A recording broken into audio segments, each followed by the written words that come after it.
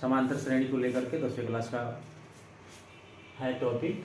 तो 10वीं क्लास के एनसीईआरटी की बुक से मैं फिर से समांतर श्रेणी का चैप्टर लेके आया हूँ। 5.2 का मैंने कुल 8 प्रश्नों को हल कर दिया था। आज फिर से मैं 9वें प्रश्नों को लेके आया हूँ। आइए देखते हैं 9वें प्रश्न को। किसी एपी का तीसरा एवं 9वां पद क्रम से 4 एवं -8 है। इसका कौन सा पद शून्य होगा, निकालना है। तो मान लेते हैं पहला पद माना पहला पद ए तथा सार्वंतर डी है। तो तीसरा पद 4 है एवं 9वां पद -8 है। तो तीसरा पद कैसे लिखेंगे? तीसरा पद है 4, तो तीसरा पद को हम कैसे लिखते हैं? a + 2d।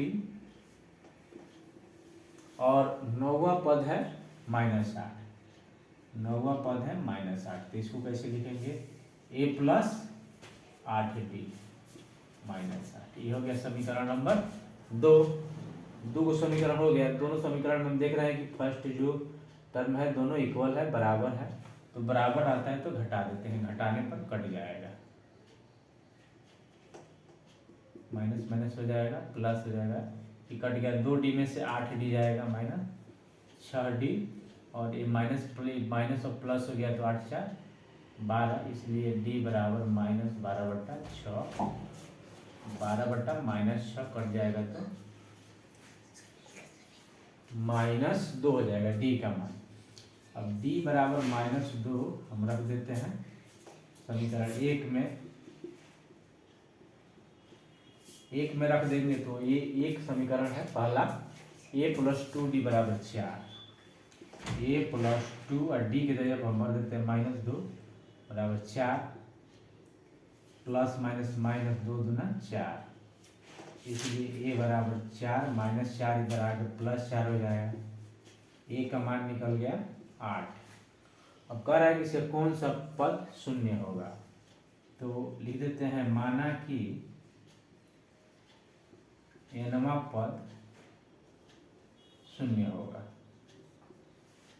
nवां पद शून्य होगा, इसलिए an बराबर 0। तो an का जो फॉर्मूला होता है लिखेंगे, an बराबर होता है a + n - 1 × d बराबर 0।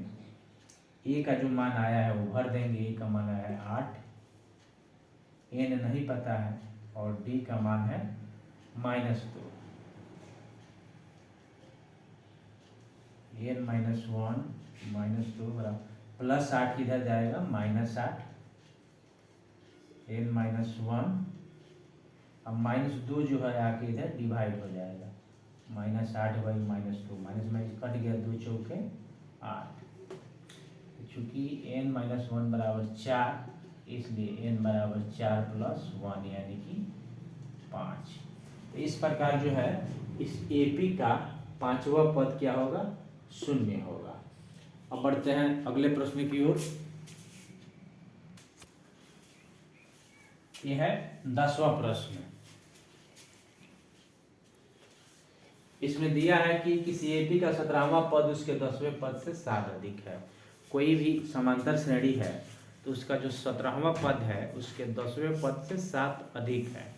तो ये बताना है कि इसका कॉमन डिफरेंस कितना है, सार्वंतर कितना है। तो हमने माना है कि एपी का पहला पद a तथा सार्वंतर d है। तो प्रश्न से लिख लेते हैं। प्रश्न में जो दिया है कि एपी का 17वां पद उसके 10वें पद से 7 अधिक है। 17वां जो पद है 10वें पद से 7 अधिक है। अब इसका मान भर देते हैं। 17वां पद को हम लिख सकते हैं a + 16d, 10वां पद को लिख सकते हैं a + 9d = 7। ये से कट जाएगा, 16d, ये 9d है इधर आ जाएगा, ये 9d है इधर आ जाएगा, माइनस हो जाएगा। 9d से 9d, 16d से 9d कम हो जाएगा, 7d = 7, d = 7/7 कट के 1 हो जाएगा। इसलिए जो इसका सार्वंतर है 1 हो जाएगा। जैसा प्रश्न है वैसा पढ़ेंगे 2 बार 3 बार पढ़ेंगे समझ में आ जाएगा। और उसको हूबहू प्रश्न लिख देंगे। 17वां पद 10वें पद से 7 अधिक है। अधिक के लिए प्लस करते हैं, अगर कम कहता तो यहाँ माइनस करते। 17वां पद को लिख सकते हैं प्लस 16d, 10वां पद को प्लस 9d और प्लस 7।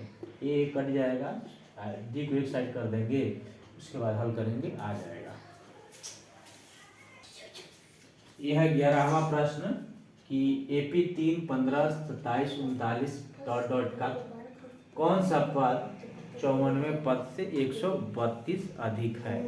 मतलब जो AP है उसमें से कौन सा पद है जो इसके 54वें पद से 132 ज़्यादा है। तो हम इस AP पर देखते हैं, ध्यान देते हैं।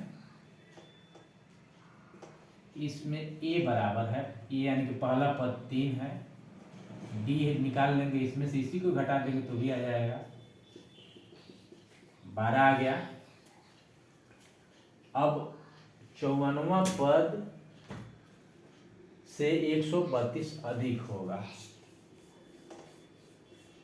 तो माना कि nवां पद 54वें पद से 132 अधिक है। तो इस तरह लिख देंगे कि nवां पद जो है उसके 54वें पद से 132 अधिक है।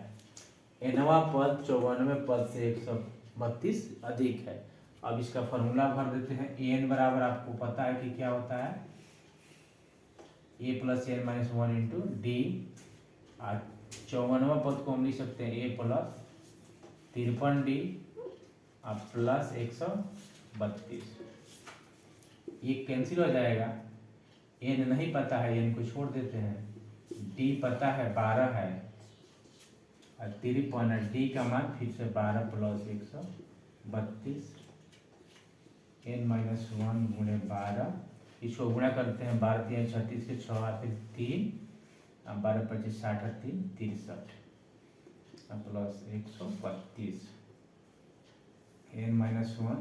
इसको जोड़ देते हैं, 6 व 7 12 3 36 6, ये 2 है, 6 2 8 3 3 6 6 768 और जो गुणा में 12 था ये आके डिवाइड करेगा, 12 6 72 12 चौक 48 कट जाएगा, इसलिए n बराबर 64। जो इसमें का माइनस 1 है इधर प्लस 1 हो जाएगा, 64 है 65। तो इस प्रकार हम देख रहे हैं कि यह जो AP है इसका 65वां पद जो है इसके 54वें पद से 132 अधिक है। अब आते हैं 12वें प्रश्न पे। आइए 12वें प्रश्न पर आते हैं कि 2 AP है, तो दोनों AP का कॉमन डिफरेंस बराबर है, तो उसके 100वें पदों का अंतर 100 दिया है, तो उसी के हिसाब से हमको उसके 1000वें पद का अंतर ज्ञात करना है। तो हमने माना है कि पहले AP का पहला पद A1 मान लिया है और दूसरे AP का पहला पद A2 मान लिया है। तो प्रश्न से उनके 100वें पदों का अंतर, यानी दोनों AP के 100वें पदों का अंतर जो है 100 है। दोनों AP के 100वें पदों का अंतर 100 दिया हुआ है प्रश्न में। इसको हम कैसे लिखेंगे, 100वें पद को A1 plus 99d minus A2 plus 99d बराबर 100। पहले AP का 100वां पद A1 प्लस 99d होगा और दूसरे AP का 100वां पद A2 प्लस 99d होगा। यहाँ A1 A2 हमने मान रखा, इसको हल करेंगे A1 plus 99d minus A2 minus minus plus minus हो जाता है, एक कट जाएगा, यानी कि A1 माइनस A2 बराबर 100। ये हो गया समीकरण नंबर 1। अब क्या करना है, उनके 1000वें पदों का अंतर निकालना है, इसलिए हजराह में पदों का अंतर। तो हजराह में पदों का अंतर हम कैसे लिखेंगे?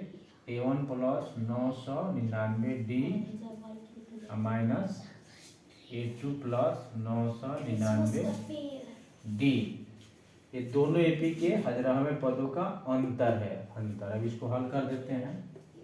A1 plus 999D plus minus 999D, इससे ये कट गया। एक बच कितना गया? A1 minus A2।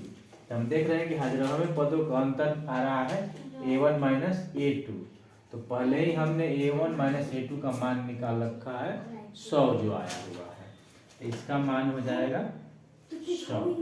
इसलिए हजराह में पदों का अंतर भी 100 ही होगा। आज के वीडियो में मैंने कुल 4 प्रश्नों को बताया है, और बाकी के जो इस प्रश्नावली के 8 प्रश्न हैं उसके अगले वीडियो में 4 करके बताऊंगा। आज के लिए इतना ही, धन्यवाद।